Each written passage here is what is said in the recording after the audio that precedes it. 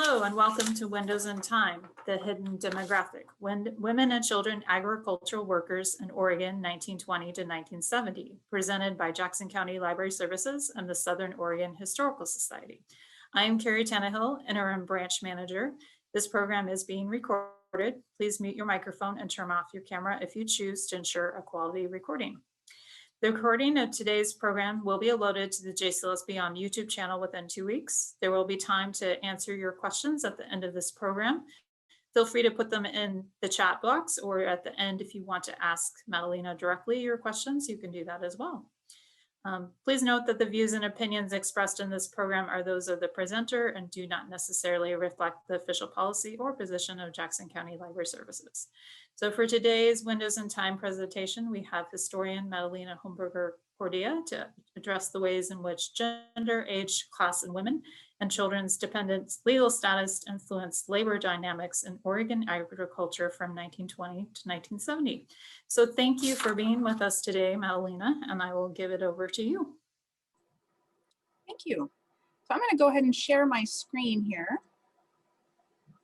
to give everybody some pictures and some context as well as we go through. So thank you for joining me and us today and letting me share my research on a topic that I believe is not only interesting, but really important for our communities even today. Some of you, I know some of you may have heard my talks about the Bracero program or about German POWs in previous years. And what you'll notice, if that's the case, is that there's a common thread to my work. Oregon agriculture and those who labor in its fields is just a fascinating subject that I can't seem to get over. But I would like to preface my presentation today. My research in the subject is far from comprehensive. And part of that is the proliferation of technology, which for the historian has made subject mastery nearly impossible. Also, when I began research on this topic, it was pre-COVID. And I could not have envisioned the barriers at that time that would limit my access to many of these important source materials. For those who don't know me, I am right now in Lincoln, Nebraska, so it's actually 2 p.m. for me. And even though the Rogue Valley is my home, I left almost 2 years ago now to pursue my PhD in history. And so this is kind of a way for me to maintain a connection with my home community while I'm gone. So hopefully these restrictions to travel and to access will ease over the next year or so that I can continue to fill in some of the gaps that still exist. So hopefully, please forgive any details that I can't answer questions about today, but I would also be very interested to answer what I can and to hear some of your insights if you have. Some of you saw the Mail Tribune article and sent me an email sharing some of your stories, so thank you for that. So, where to begin? At the end. It's always good to start at the end. So in Truman Moore's scathing 1965 report on migrant farm workers, the slaves we rent, he offers a window through which we can view the lives of migrant men, women, and children across the United States. Moore interviewed one 12-year-old boy, Luis, who was the eldest of his siblings. Luis had been to school off and on and had a 4th grade education. According to Moore, Luis, who often took deep, weary drags on his cigarettes, had a wrinkled face marked with a tiny network of fragile lines at the corners of his eyes and deeper lines across his forehead, due no doubt to his short but hard life putting food on the tables of others. Luis admitted he wanted to run away from migrant work. When Moore met Luis's family, they had traveled a seasonal circuit from California and Oregon all the way to Florida, following the ripening crops. And he was not alone. This lifestyle prematurely aged and wore down adults as well as children, together estimated at about 2 million in 1965. In one case, an old woman in a Michigan field described her constant struggle to make ends meet, and in a tired, flat voice told Moore, "I've been every place, and I got no place." The image of worn-down farm workers might evoke memories of Dorothea Lange's Great Depression photography, featuring black and white images of families pushed to the brink. However, Moore's interviews took place in the colorful 1960s, 3 decades later, illustrating the slow pace of progress in American agricultural labor patterns. In the 1960s, journalistic exposés like Moore's and Edward R. Murrow's CBS report, Harvest of Shame, as well as the United Farm Worker and other union movements, national boycotts, and the end of the Bracero program, a Mexican guest worker program, brought attention to the plight of agricultural workers. Luis and his family's circumstances were not unique to migrant laborers in the United States. Many families lived, worked, and traveled together by bus, train, car, and sometimes even on foot. Yet the women and children have gone largely unexamined by scholars. Even though hidden in plain sight, as Luis's story illustrates, their roles as wage workers in this setting were complex. Intrastate, interstate, and transnational migrants, as well as local women and child laborers, complicated farm worker dynamics as their categories overlapped. Women's and children's labor, then, have long been part of agricultural labor practices, though largely unregulated until the mid-20th century. Tracing the developments of regulated agricultural labor in the US, as well as how and why children and women were a part of this industry, comprises the core of my study. To better understand the modern evolution of women's and children's labor in agriculture, I use Oregon as a case study and focus on the 1920s through the 1960s. The conjunctures of World War II and the Cold War, increased mechanization or industrialization in agriculture, and increased attention to the plight of farm workers nationwide combined to increase production and transform agriculture into a modern industry tied into global markets on an unprecedented scale. These developments pushed growers and their powerful allies in the federal and state legislatures to fight against reform efforts to increase agricultural labor regulation. This included the introduction of minimum wages, unemployment compensation benefits, sanitary housing, and the right for seasonal workers to unionize. Oregon is not an arbitrary choice for examining women's and children's roles in agriculture. Let me move forward here. Sorry about that. I think I skipped a slide. Rather than the variety of crops grown in Oregon's agricultural industries, as well as their local, regional, and international markets, this is something that not every state has to offer. And so this allows for a more nuanced look at how different crops, as well as small versus large farms, affected employment patterns for women and child wage workers. Agriculture has been one of Oregon's top 3 grossing industries throughout much of the 20th century, alongside timber and fishing, with tourism joining near the end. Yet the complicated layers of women and child workers' identities are still largely understudied by historians. So the research that is behind this presentation fills part of that gap.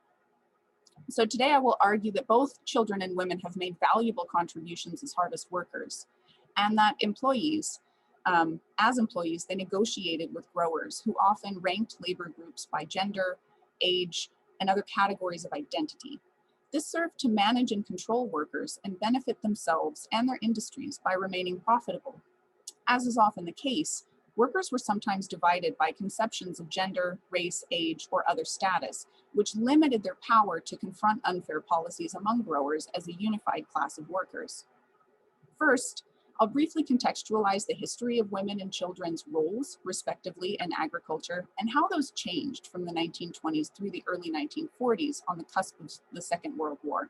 Next, I will discuss the war era as a unique historical moment, which includes an examination of the emergency farm labor program and its placement of women's land armies and youth platoons on farms throughout Oregon. In essence, I'd like to share some of the elements of the exceptional nature of agricultural employment during the war. After that, I will explore with you some of the changes brought by the end of the war in agricultural industries and their labor dynamics by tracing the shift from employing women and children to fill an acute need to growers' manipulation of labor pools once that acute need disappeared. Often, growers framed women's and children's labor as inferior to that of men, which was common for the time. Yet growers argued that their labor was preferable in certain situations, such as in row crops that required stoop labor. Finally, I'll zoom in and conclude with a brief case study on Jackson County to demonstrate the complicated nature of changing employment patterns and the changes in the use of women and children as laborers in familiar terrain. So to accomplish this work, I've drawn from newspapers, extension service publications and technical reports, other government publications, and growers association records. I also use newspaper editorials and letters to the editor to glean insights on both grower and employee perspectives of their status and on the role that gender, age, and experience played in growers' hiring practices. One challenge in sourcing is in returning agency to women and child laborers themselves, as few sources record their voices and perspectives on their roles as workers. I have read against the grain or through the limits and biases of the materials created by growers and government agents on the dynamics in the fields.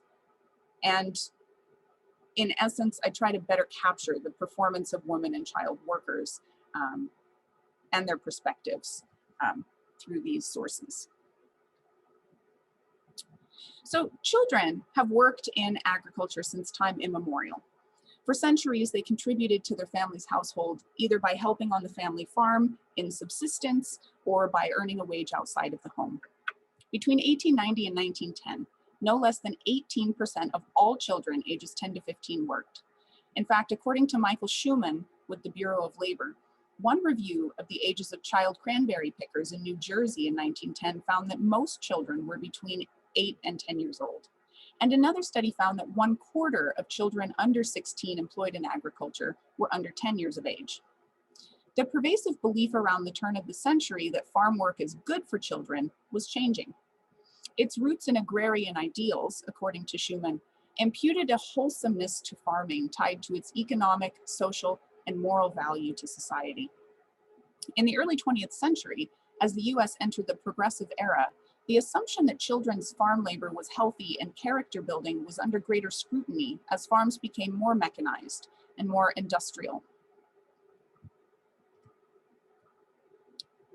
Much like in the 1960s, when muckraking journalists exposed the abject poverty in which many migrant laborers lived, in the late 19th and early 20th centuries, journalistic exposés led to the initial push for the US for child labor to be regulated. Jacob Riis may have said it best in his 1908 book, The Children of the Poor. He says, "Poverty and child labor are yoke fellows everywhere. Their union is perpetual, indissoluble. The one begets the other." In 1912, after the Lawrence, Massachusetts textile strike, where child workers were thrown like rags by the police, a congressional hearing commenced to determine what, if anything, could be done to create federal laws to regulate child labor. While some laws served to place a cap on hours or to limit hazardous working conditions for minors, no comprehensive labor legislation passed during the first few decades of the 20th century. Many lawmakers and even presidents believed that federal intervention in this regard was unconstitutional. With the Great Depression and the New Deal programs in the 1930s came renewed efforts to regulate child labor. The Fair Labor Standards Act, or FLSA, of 1938 established national minimum age standards for child labor in most industries for the first time on the federal level. The FLSA, however, left agriculture exempt from regulation. State child labor laws varied from state to state. Where they did exist, they tended only to limit work performed by minors 15 years and younger, and only during periods of mandatory school attendance, which meant during the regular school year from September to June.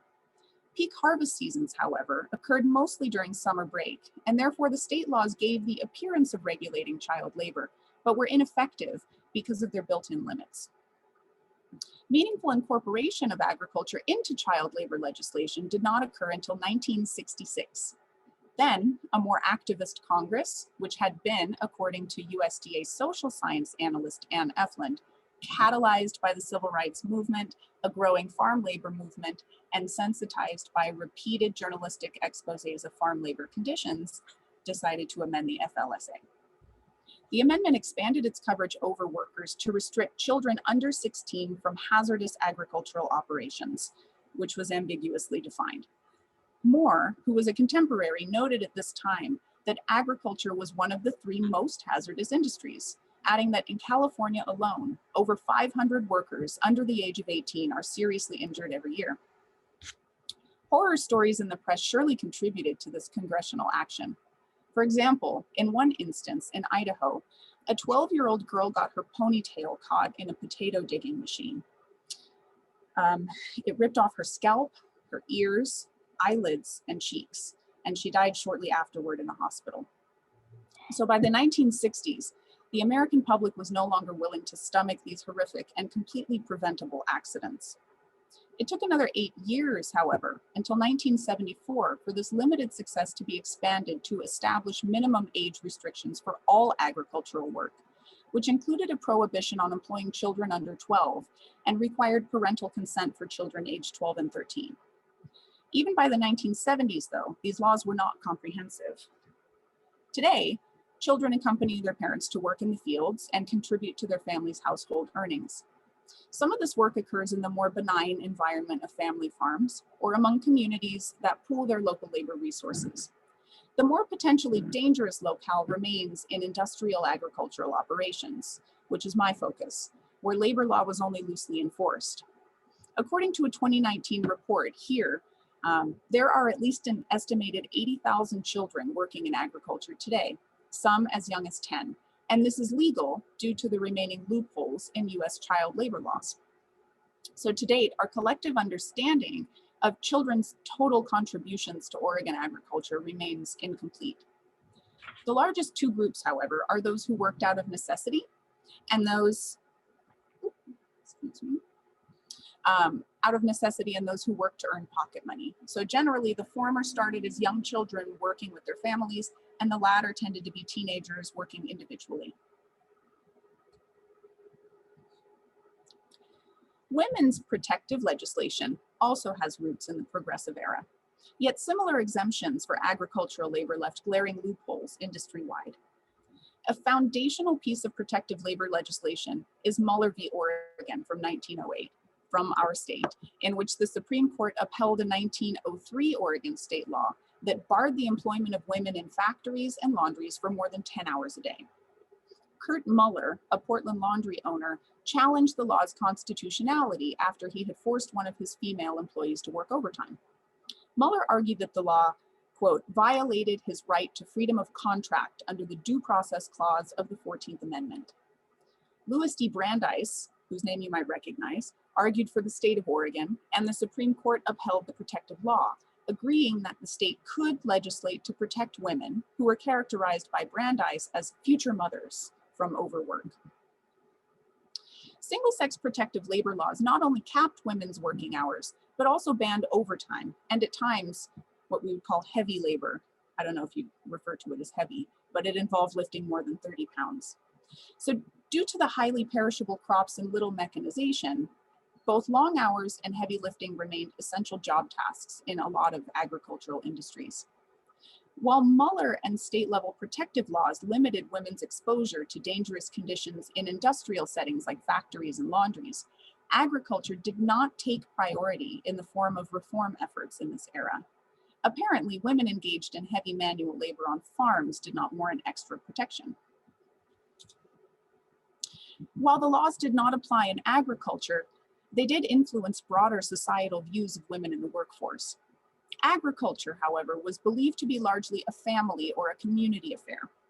This idea, rooted in Jeffersonian ideals, died hard in the American imagination.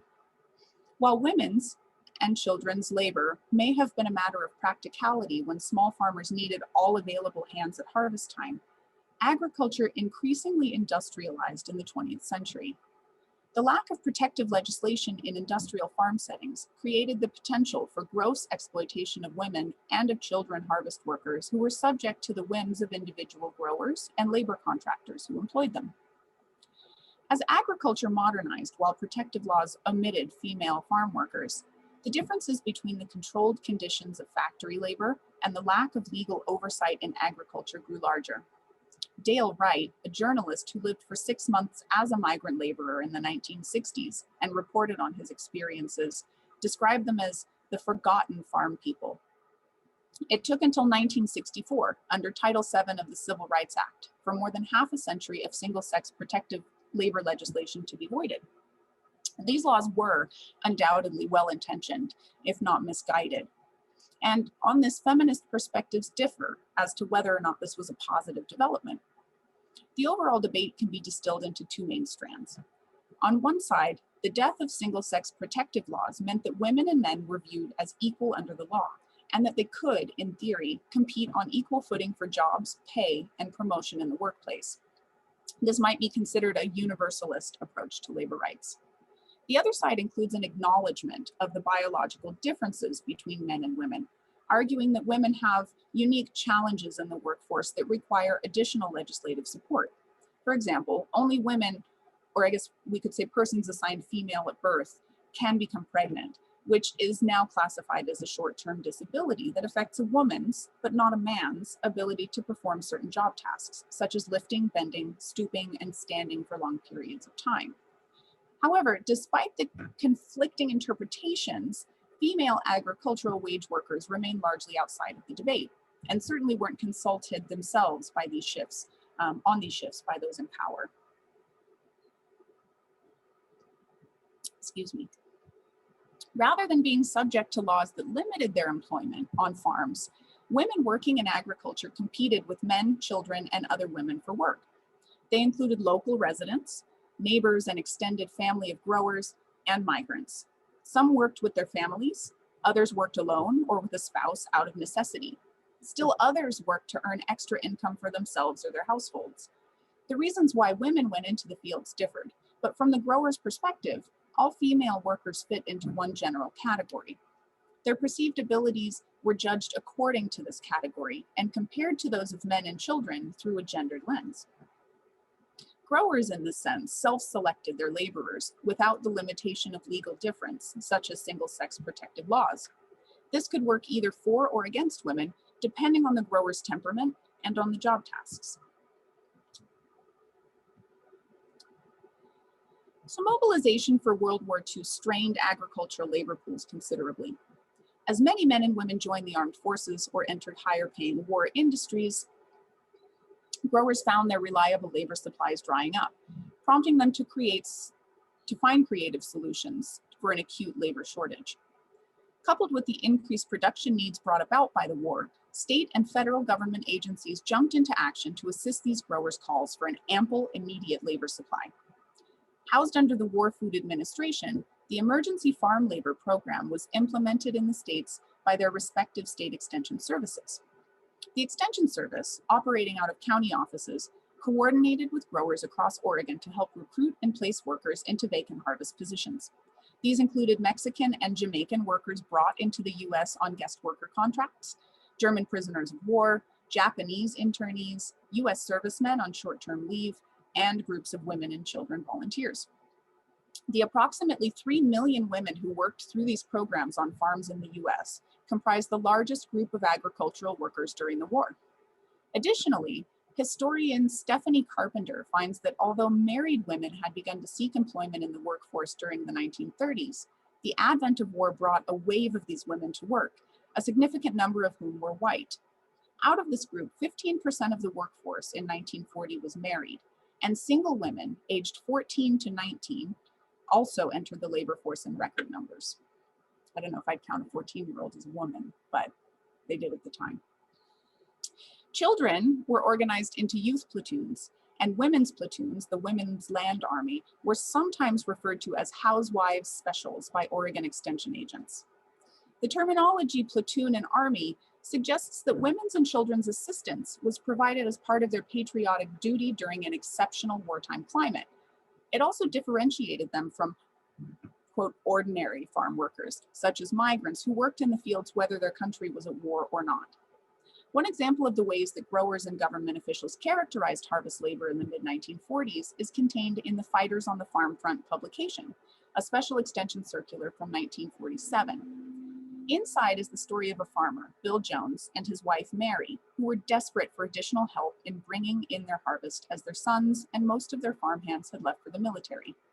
Think of these as kind of composite characters. Fearing a partial or total loss of their crop if they did not find a quick solution, Farmer Jones visited his county extension service agent to see what could be done. When Bill finished telling the agent his dilemma, the agent replied, "Well, I think we can help you, but maybe just not in the way you want." Puzzled, Jones inquired further. The agent added that while we might not be able to get the kind of help you prefer, we can get crews of women and children from our towns and cities for your beans and berries. At this point, Farmer Jones expressed concern that women and children won't know how to do the work. Yet the county agent insisted that they would be trained and supervised and could get the job done to Jones's satisfaction. Eventually, the agent recommended that Jones recruit a platoon. The agent explained, "A platoon is a group of 30 to 40 boys and girls or women under an adult leader. You see, this leader's supervisory role relieves you of a lot of worry and takes the place of one field boss for her group." But there was further complication. When the agent and Jones went over the day haul transportation, which would take the youth platoon and their leader from the city to the fields each day, as in the photo here, the subject of hours and pay needed to be addressed. Bill Jones agreed to provide an outhouse and fresh water for the crew, which he felt was a fair accommodation, yet he balked at the agent's description of their hours, capped at 6 hours per day. Jones was used to working his men 8 to 10 hours per day during the harvest season. Depending on the farmer, children might walk away from a summer harvest with $200 or so, and platoon leaders earned $6 to $8 per day. And so to this question of hours, the agent had an answer for everything. He replied, "These boys and girls are young and inexperienced. We have to be careful not to overwork or discourage them, especially when the weather is hot." This language could be interpreted as a palatable way for the agent to signal to farmers that they could exploit child workers, but only to a point. Another element applied here too. Women who served as platoon leaders or in women's platoons needed, according to the agent, to get back home to cook supper for their husbands. As in most working women throughout the mid-20th century, the second burden of homemaking led to double the work, since their uncompensated labor was still expected by husbands and other family members. An important takeaway from Farmer Jones's changes in labor recruitment and from the wartime labor climate is that many growers and government agents viewed these circumstances as temporary and requiring unique, though non-ideal solutions to acute problems in production, labor, and recruitment. Out of the groups recruited for wartime harvest labor, women and children proved to be the only permanent groups that Oregon growers could draw from in the post-war era. The Bracero program largely came to an end in Oregon after 1947, except in Jackson, Hood River, and Umatilla counties. Japanese interns and POWs were released, and most US servicemen also went home. The Jamaican guest worker program also ended in 1947. An important question then is, what proportion of placements did women and children represent? Between 1943 and 1946, the Emergency Farm Labor Program placed 750,000 men, women, and children on farms in Oregon. Many of these women and children lived in urban areas like Portland and were transported on buses and trucks as day haul laborers into more rural surrounding regions to do their patriotic duty. In this effort, youth platoons played a big part.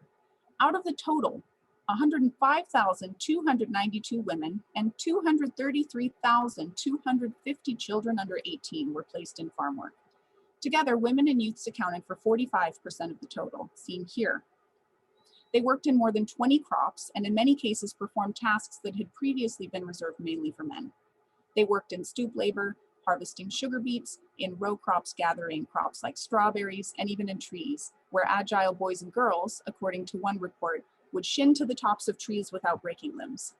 This article doesn't specify whose limbs, the children's or the trees, were of greatest concern.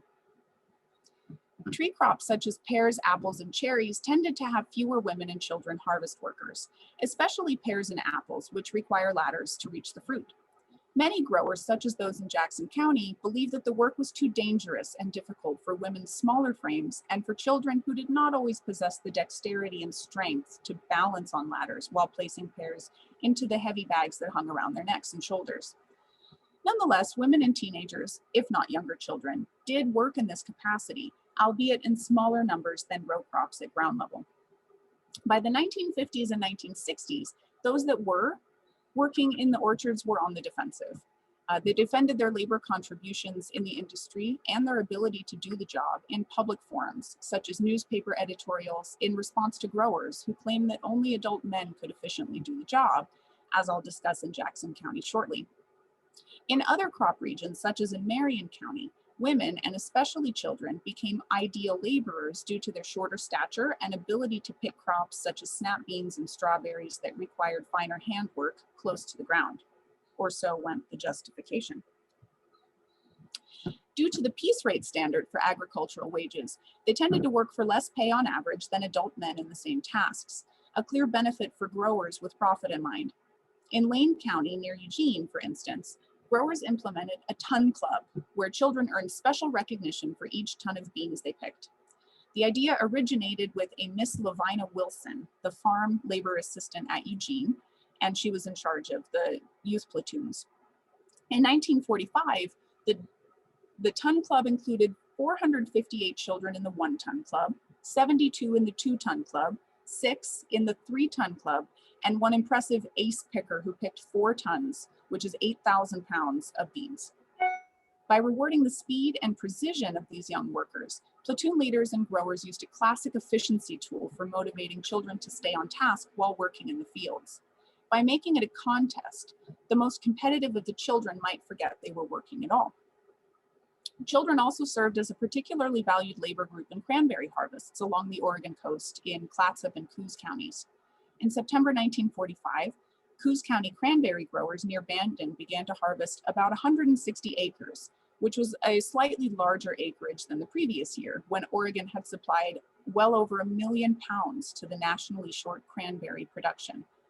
The growers there told Russell Adams, the assistant state farm labor supervisor in charge of youth activities, that the boys and girls worked out fine a year ago. They asked for Adams' help in mobilizing and recruiting youngsters for youth platoons once again. Coos County, unlike Oregon's inland regions that were more accessible by highway and train, relied almost exclusively on local help for their cranberry harvest. Children turned out to be the best solution during the war for them, when labor demands were acute everywhere. In the World War II era, growers viewed women and child laborers as necessary in a pinch, but not as ideal workers outside of the wartime context. These assessments were based on the immediate context of the war, which made their employment seem novel and serving a patriotic purpose rather than routine and need-based for their household's income. The two, however, need not be mutually exclusive categories. While certainly more women and children entered farm work during World War II and viewed it as no more than temporary, the permanent population of interstate and intrastate migrant farm worker families that traversed the state and the nation, like Luis's family discussed earlier, did not disappear during the war. Rather, they remained in the fields in addition to these new worker demographics. World War II, in this sense, can be understood as a rupture of the agricultural labor trends that preceded and followed the unprecedented wartime crisis. The acute nature of labor shortages brought unprecedented numbers of women and children in agriculture, many from middle-class urban backgrounds that had not previously been represented in farm labor pools. After the war, and continuing through the 1950s and 60s, states and the federal government sought to mediate between growers, union organizers, and workers by passing legislation that regulated or controlled the labor of women and children in the industry. These laws, however, exempted agricultural industries from state control until decades later than other industries, and serve as a unique lens to examine the disjuncture between what mainstream rhetoric suggested about women and children requiring protection and their near total abandonment to the whims of employers in agriculture. After the war, many growers believed that the labor situation would revert to the way things were before. Many men who returned from the war, rather than going back to the marginal, largely seasonal, strenuous, and sometimes even dangerous jobs on farms, used the GI Bill and they went to school, which contributed to permanent changes in the labor pools that growers would draw from. According to scholars David Griffith and Ed Kissam, the years 1940 to 1964 constitute a key formative period for U.S. agriculture's labor supply. During that time, links with Mexican, Puerto Rican, and other overseas labor forces, although established earlier, were expanded, while Anglo workers declined in importance. In addition, with the increase in the importance of hired farm labor proportionate to family workers in areas of labor-intensive agriculture, such as the Pacific Northwest, we see a corresponding increase in labor intermediaries, including farm labor contractors and specialized associations and agencies. During this transitional period, growers and farm contractors continued to recruit immigrant, minority, and disadvantaged labor regardless of citizenship. They always preferred those most vulnerable and least likely to leave the farm labor market. In this sense, Oregon's transition into the Cold War decades is representative of larger national trends in agricultural labor patterns. Yet the continuing reliance on local women, children, and migrant labor in general was due to the war's effect on labor pools that proved permanent. The massive industrialization brought about during the war accelerated the decades-long shift from rural to urban living and the long, slow decline in household and shift toward industrial farms. Many small operators at this point sold out, and large operators consolidated their holdings to incorporate these parcels. For many, conversion to large-scale agribusiness was the only way to maintain profitability. Statewide, the Extension Service no longer coordinated the youth platoons or the housewives specials in recruiting.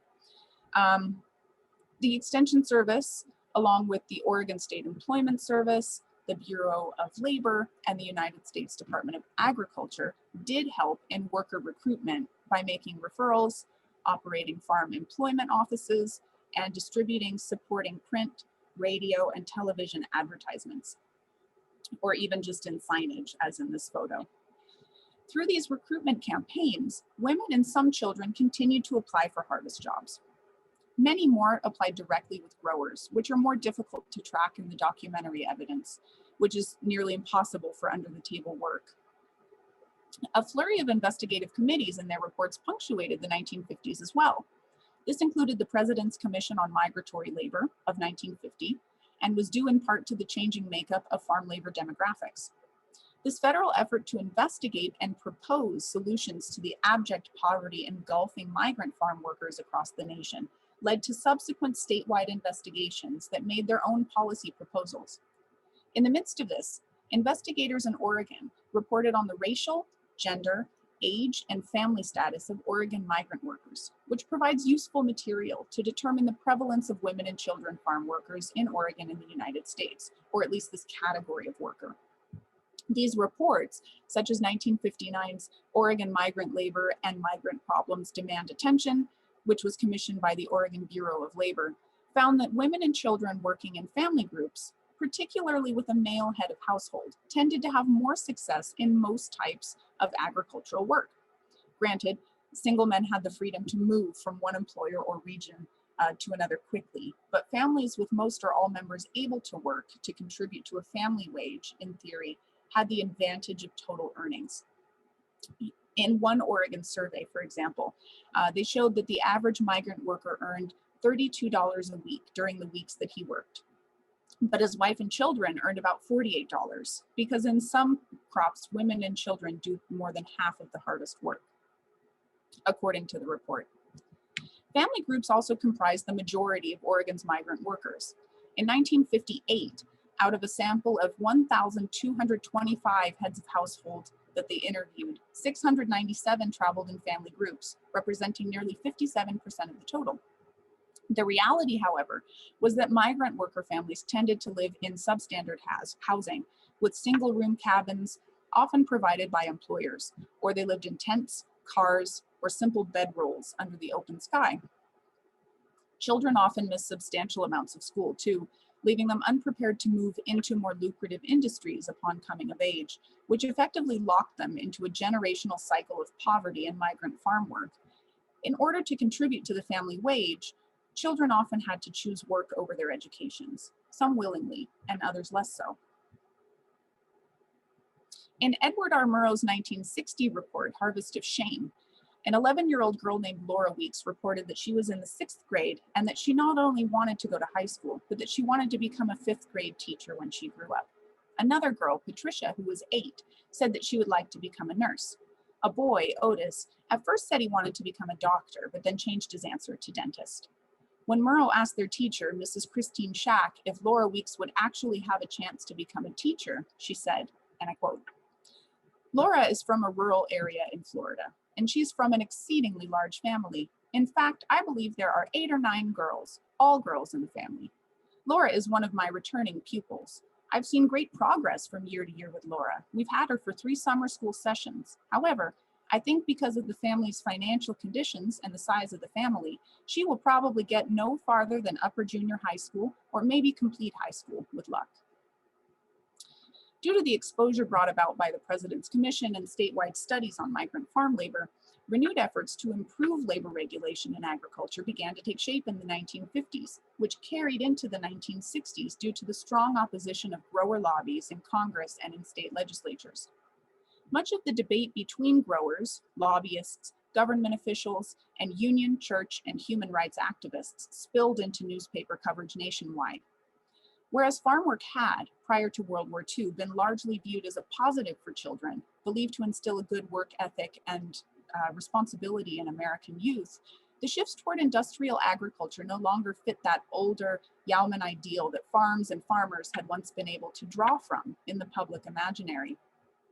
The more farms began to mirror industrial modes of production, the more ground pro-labor legislation advocates gained in convincing government representatives to act on ending agricultural exemptions to the FLSA and state labor laws that declined to regulate, control, and support sensitive workers such as women, but especially children.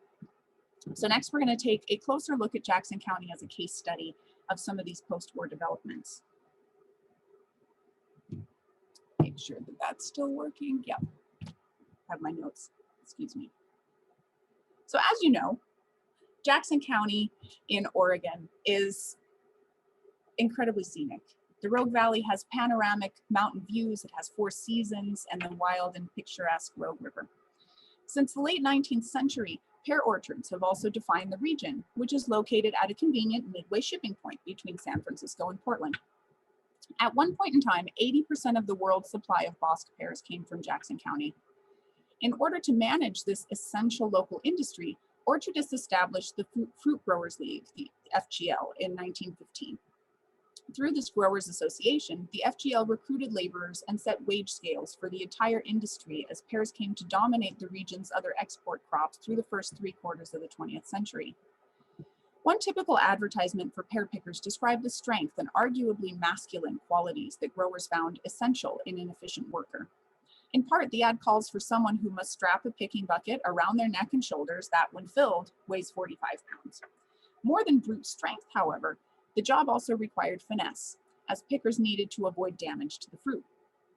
Most of their picking took place while balancing on a 12 to 16-foot ladder, weighing 42 to 56 pounds, and they worked within a set of 2 to 4 trees that needed to be topped or picked clean before they moved on to the next set. Each lug box that pickers filled weighed 40 pounds and determined their pay, which ranged from 14 to 17 cents per box, depending on the pear variety. Skilled pickers could earn between $1.25 to $1.75 per hour, representing one of the highest agricultural wages in the nation in the 1940s, 50s, and 60s. If this seems surprising, some reports place wages in Texas at the time as low as 20 cents per hour, and no federal minimum wage applied to the industry until the $1 per hour minimum wage went into effect in 1974. This job description at first glance does not seem so difficult, yet what is not said in this ad is perhaps the most important part. The ad implicitly targets adult male applicants. In the mid-20th century, heavy manual labor was largely reserved for adult men, and until the 1970s, gendering job postings represented the norm. Yet this ambiguity in the ad's wording helps to illustrate a puzzling contradiction in grower hiring practices and labor patterns in the Rogue Valley. Despite the advertisement's clear description of the work, the description does not include any references to age or gender. The subtle hint about the ideal, read adult male worker, can be discerned in the following warning, limiting applicants to those in good physical condition. The ad emphasized that, in all caps, this is arduous work, performed in hot weather, and will involve climbing, reaching, stooping, lifting, and carrying. Often, growers claimed that women and minors were too weak to pick pears and perform ladder work, yet there were women and teens who continued to work in these jobs. Even the ways in which these women characterized their own work in this capacity confused gendered and age-based stereotypes. For example, Velda Wilson wrote to the Medford Mail Tribune's editor in August 1963, claiming that pear picking, as had been said before, is not a woman's job. I've picked for years and been told it was too heavy. To her, the ladders are no heavier than the buckets of pears. Yet she went on to write that only about 1 in 50 women have the stamina to do this type of work, making her the exception rather than the rule. Wilson wrote in response to another woman, Mrs. A. Humphrey, who had her letter published on August 11th, in which she was complaining about growers discriminating against her and her children when she applied for picker positions in the orchards. Wilson told her, "With 6 children, some of whom must be school age, the thing for Mrs. Humphrey to do is, when school is out in the spring, head for the Willamette Valley with her brood. They can work all summer through strawberries, caneberries, and into beans, which last till school starts in the fall. Many places up there furnish cabins for workers, and that is definitely family work." In Jackson County's pear industry, diverse worker demographics did fill in each harvest season from August to October, from women like Velda Wilson, who by 1963 had been a crew boss for 8 years, to local teenagers, Mexican braceros, Latinos recruited from Texas, Arizona, and California, Navajo men recruited from the reservation in the Southwest, and the domestic inter- and intrastate migrant workers discussed earlier. More work remains to be done to track the prevalence of children and teens in the industry beyond their brief references in grower meeting minutes and in public forums such as the newspaper, but I suspect that they were more prevalent than I'm able to see in these official documents. Even today, we might find many similarities across the Northwest in orchard industries. In one case, a sociologist writing on agriculture, Carolyn Sachs, shared her experience as a young woman who briefly worked in a Washington apple orchard while biking cross country. She remembered, "I had just bicycled across the country and arrived on the West Coast with little money. Other cyclists said it was easy to make money picking apples. A friend and I rode over the Cascades to investigate this, hoping to earn some quick money to continue our bicycle tour. Physically strong and adapted to living outside with minimal material provisions, we began picking apples, undaunted by the prospect of sleeping in the orchard and doing hard physical labor. However, as white middle-class young women, we were unprepared for the unsanitary living conditions, withheld pay, low wages, dangers from chemicals, mistreatment by employers, disrespect from government workers, and disdain of local people. When my friend and I left the orchards 2 months later, we did not have much more money than when we arrived. We carried a range of experiences away with us, and as a feminist and sociologist, I came away with many unanswered questions about our agricultural system." And so these types of things have continued into the present with these interesting dynamics in agriculture. So overall, Oregon's variety of climatic regions and diversity of crops makes the state a particularly useful place to begin to examine the contributions of women and children wage workers in agriculture. While there's certainly a relative dearth of scholarly coverage of women and children's contributions as wage laborers in market versus subsistence agriculture, it's my hope that this and future work will continue to expand our understanding on the topic. Other than oral histories of these workers, which would provide the best means of bringing their perspectives into this history, the government reports, journalistic exposés, and Growers Association records are all publicly available. Many of them are even digitized.